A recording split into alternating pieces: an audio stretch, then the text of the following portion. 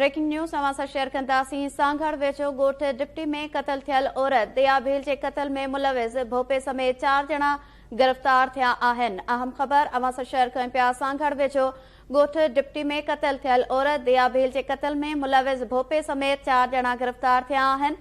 Police Bhope रूपो भील, डहराज ऐं साजिद भील समेत 4 ॼणनि खे गिरफ़्तार करे वरितो आहे। गिरफ़्तार थियल जवाबदारनि ॾोह जो एतराफ़ करे वरितो आहे। सांगड़ खां इहा ख़बर अवां ताईं पहुचायूं पिया। सांगड़ वेझो ॻोठ डिप्टी में क़तल थियल औरत दया भील जे क़तल में मुलविस भोपे समेत 4 ॼणा गिरफ़्तार थिया आहिनि। पुलिस भोपे रूपो भील, डहराज ऐं साजिद भील समेत 4 ॼणनि खे गिरफ़्तार करे वरितो आहे। तफ़सील मालूम कंदासीं। लाइन ते मौजूद आहे KTN न्यूज़ जो रिपोर्टर असलम मेमण। जी असलम, छा तफ़सील आहिनि? जी, ही सांगड़ वेझो 11 ॾींहं अॼु जेको आहे सो डिप्टी ॻोठ में इंतिहाई बेदर्दी सां क़तल थियल दया भील जा जेके कातिल आहिनि उन्हनि खे इंतिहाई बाख़बर ज़रियनि खां मालूम थियो आहे त पुलिस जेको आहे गिरफ़्तार करे वरितो आहे।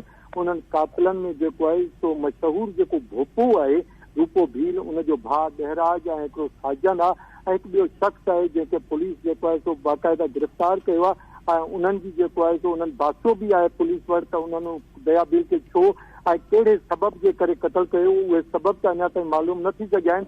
पर पुलिस खे जेको उन्हनि कातिलनि वटां जेकी मालूमात मिली आहे जंहिंमें उन औरत जा जेके क़तल थियण खां पोइ जेके वार आहिनि उहे बि उनखे कुझु मिलिया आहिनि ऐं उहा छुरी, उहो ॾाटो, उहे शयूं जेके आहिनि उहे बि जेको आहे पुलिस जेके आहिनि हथु करे वरितियूं आहिनि ऐं उन्हनि जी बि जेको आहे सो टेस्ट कराई पई वञे, DNA कराई पई वञे। जॾहिं ते जेको तरपाल हथायो जंहिं ते दया भील खे ज़बह कयो वियो, बली चाढ़ियो वियो ऐं उहा बि जेको आहे जेको हथु करे DNA लाइ मोकिलियल आहे, उनजी अञा रिपोर्ट न अची सघी आहे। इन हवाले सां मुंहिंजी SSP सांगड़ बशीर अहमद सिरोही सां ॻाल्हि ॿोल थी।